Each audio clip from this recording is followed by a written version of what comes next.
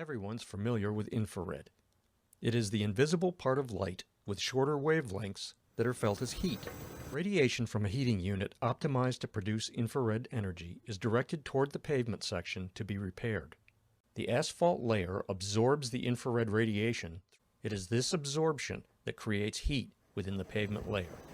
Proper placement of the infrared heating unit over the area to be repaired is required to create a joint-free thermal bond. Overlapping the area treated by infrared by 12 inches around the damaged section allows the operator to blend old and new material around the joint. Picture framing should be within 6 inches of the heated area, otherwise raveling will occur. This creates a thermal bond within the surrounding pavement and eliminates cold joints and seams. When the first area is properly heated, the heating unit is moved forward and the operator begins to picture frame. That is, outlining the area to be restored with the back of a rake. Long tong asphalt rakes are then used to completely break up or scarify the heated area.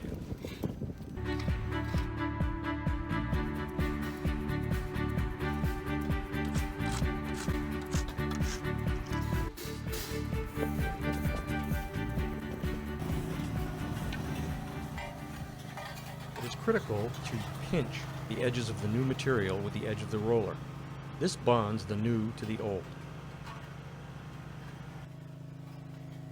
Followed by rolling in a direction parallel to traffic flow.